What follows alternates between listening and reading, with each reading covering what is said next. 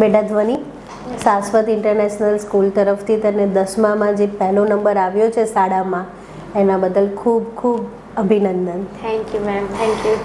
હવે મને એ જણાવો કે તે જે આ 10મા ધોરણનું રિઝલ્ટ લાવી છે, તો એનાથી તું સેટિસ્ફેક્શન છે? તને મતલબ તું સંતુષ્ટ છે કે તને જે રિઝલ્ટ પરિણામ જે તે મહેનત કરી છે એ પ્રમાણે તારું આવ્યું છે? હા, મેં મહેનત કરી છે ને એટલે એના બદલ પૂરું રિઝલ્ટ આવ્યું છે મારું. 100% તે જેટલી મહેનત કરી તે પ્રમાણે તને રિઝલ્ટ આવ્યું છે. હા.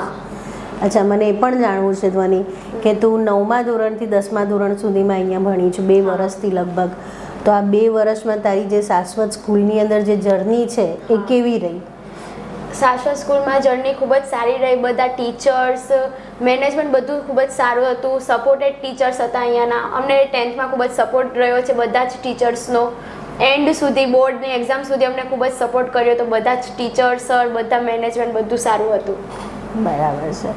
અમારે એ પણ જાણવું છે કે તું કઈ રીતે મહેનત કરતી હતી 10મા ધોરણમાં, જે તે આખું વર્ષ તારું એક ટાઈમ ટેબલ, એક શેડ્યુલ તે બનાવ્યું હશે? મેં શેડ્યુલ બનાવ્યું હતું. હું સવારે તો સ્કૂલ આપણે હતું એટલે સ્કૂલ જવાનું સવારે, અને રાતે હું ઓવરટાઈમ કરીને વાંચતી હતી 3 વાગ્યા સુધી, એવી રીતે. હા, બરાબર. એમાં તારા મમ્મી પપ્પાનો પણ સપોર્ટ રહ્યો હશે? Full support. હા. ઓકે બેટા. અને આગળ તારે શું વચ્ચે મતલબ તે કંઈ ગોલ તો વિચાર્યું હશે કે હવે પાયલોટની તૈયારી કરવી છે આગળ? બરાબર છે. તો કોમર્સમાં જવાનું છે, સાયન્સમાં? સાયન્સનું એ ગ્રુપ લેવું છે. એ ગ્રુપ લેવું છે, એટલે તારું ડિસિઝન અત્યારથી ફૂલ ક્લિયર જ છે ને? ક્લિયર છે. હા.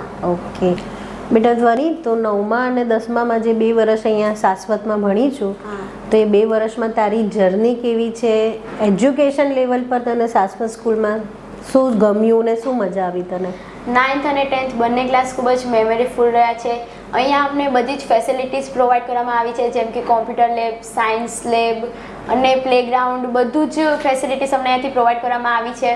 પ્લસ કે અહીંયા એક્સ્ટ્રા ક્લાસીસનું બી મેનેજમેન્ટ હતું. અમને 10thમાં એક્સ્ટ્રા ક્લાસીસ લેવામાં આવતા હતા. મંથલી ટેસ્ટ, વીકલી ટેસ્ટ, એવી રીતે અમારી ટેસ્ટ લઈને અમારો કોન્ફિડન્સ હાઈ કરવામાં આવે છે. એ ટેસ્ટ કઈ રીતે લેવાતી હતી મને જણાવીશ તું? આમ બોર્ડની પ્રિપેરેશન કરાવે એવી રીતે જ અમારી એક્ઝામ્સ લેવામાં આવતી હતી, જેથી અમને બોર્ડમાં અમે એક્ઝામ દઈએ તો અમને ડર ના લાગે. હા, બરાબર. અને સાથે સાથે તમારી તૈયારી પણ થઈ જતી હતી. હા, તૈયારી પણ થઈ જતી હતી. સ્કૂલ વિશે બીજું શું કહેવું છે ધ્વનિ તારે?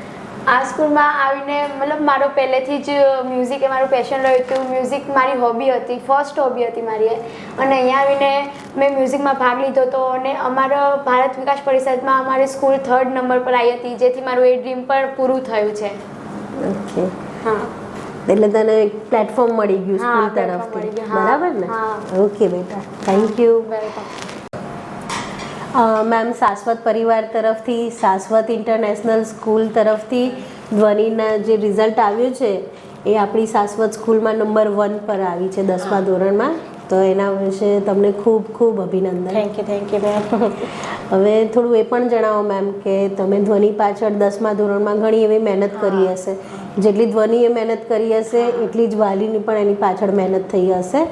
તો તમારી વર્ષમાં શું જર્ની રહી છે 10મા ધોરણની, મને જણાવો એની સાથે. ધ્વનિ એની રીતે પોતે મહેનત કરી લેતી હતી, પણ તો બી હું એને થોડી વાર એને કહેતી કે ધ્વનિ હવે વાંચવા બેસ. અને એને રાતે જ્યારે જાગતી ત્યારે હું પણ એની સાથે જાગતી.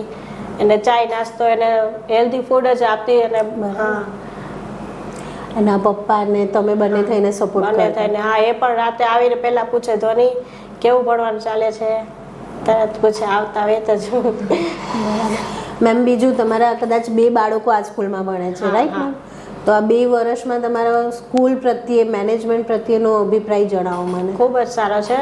અને ટીચર અને મેનેજમેન્ટ બધું, પ્રિન્સિપાલ બી એને સપોર્ટ કરતા. કાંઈ બી હોય તો પૂછતા કે ધ્વનિ ક્યાંય કાંઈ વાંધો નથી ને, એમ તરત જ.